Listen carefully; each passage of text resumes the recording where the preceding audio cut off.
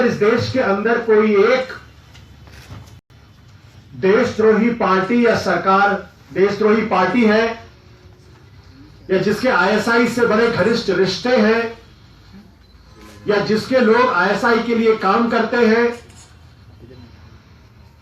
वो और कोई नहीं बल्कि खुद भारतीय जनता पार्टी और उसकी मदर ऑर्गेनाइजेशन आरएसएस है। ये भोपाल के अंदर, सतना के अंदर, जबलपुर, इन तमाम जगहों पे जो लोग पकड़े गए हैं, कहा जा रहा था कि ये लोग एक टेलीफोन एक्सचेंज चला रहे थे और उसके माध्यम से ये पाकिस्तान की खुफिया एजेंसी आईएसआई के लिए काम कर रहे थे। इनको प्रति माह 8 लाख 8.5 लाख रुपए इनको मिल रहे थे। ये कौन लोग हैं? ध्रुव सक्सेना नाम का शख्स कौन है? बलराम जो सतना से पकड़ा गया, जो जाली फर्जी अकाउंट खुलवाता था, वो कौन था? साथ ही साथ मनीष गांधी नाम का आदमी कौन है? मोहित अग्रवाल कौन है? ये सारे के सारे लोग भारतीय जनता पार्टी के सक्रिय कार्यकर्ता हैं। ध्रुव सक्सेना इस हद तक भारतीय जनता पार्टी के अंदर तक घुसा हुआ था, इस हद तक सक्रिय था कि भोपाल के अंदर जो इनका मीडिया सेल है, जो आईटी का सेल है, उसका इंचार्ज था। और इस आदमी की तस्वीरें एक नहीं, सैकड़ों तस्वीरें उस वक्त के अभी के मुख्यमंत्री शिवराज सिंह चौहान, पार्टी के महासचिव कैलाश विजयवर्गीय और न जाने कितने और लोगों के साथ उसकी तस्वीरें हैं। तस्वीरों के बारे में जो कहा जा सकता है कि आज के सेल्फी के जमाने में कोई आदमी कहीं भी किसी के साथ भी तस्वीरें खिंचवा सकता है, संभव है। इस समय पूरी तरीके से इत्तेफाक रखता हूं, लेकिन अगर किसी मुख्यमंत्री जिस मंच पर आसीन है, वहां अगर इस तरीके का व्यक्ति अगर वहां मौजूद है और बहुत करीब से मौजूद है, उनके मीडिया सेल का प्रभारी है, तो ये क्या दर्शाता है? ये इस बात को दर्शाता है कि भारतीय जनता पार्टी के अंदर, और ये सवाल है कि भारतीय जनता पार्टी आईएसआई की गिरफ्त में है या भारतीय जनता पार्टी धीरे धीरे आईएसआई होती जा रही है। लेकिन अभी तक भारतीय जनता पार्टी के, और ये कितना गंभीर है मैं आपको बता दूं कि इसमें तकरीबन जो हमारे पास जानकारी मिल रही है, करीब 500 लोगों का यह नेटवर्क है जो भी जानकारी मिली है।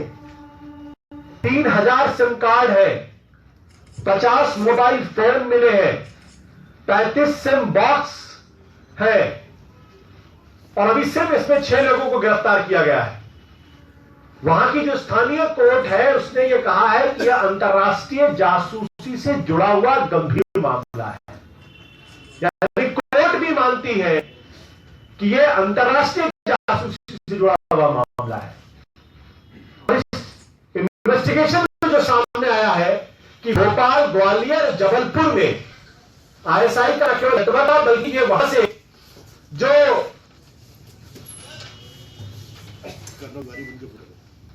वहां के जो स्ट्रेटेजिक लोकेशंस हैं, वहां की जानकारी भी दे रहे थे।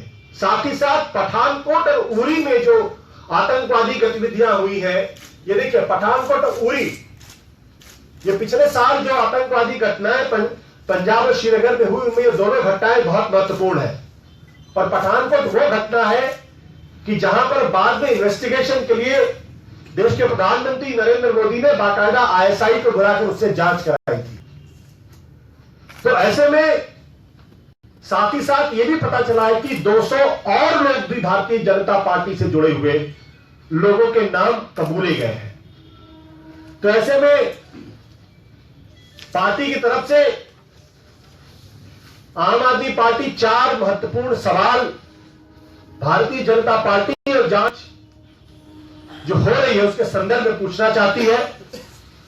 भारतीय जनता पार्टी इस मसले को साफ करे कि आईएसआई की भारतीय जनता पार्टी और आईएसआई और अगर यह जांच में पता चल रहा है कि मीडिया सेल का इंचार्ज वहां पकड़ा गया है, यह पता चल रहा है कि 200 और भारतीय जनता पार्टी से जुड़े हुए लोगों के नाम उसने कबूले हैं, तो यह बात स्पष्ट होनी चाहिए और भारतीय जनता पार्टी को साफ करना चाहिए कि आईएसआई की भारतीय जनता पार्टी और आरएसएस में कितनी गहरी घुसपैठ है।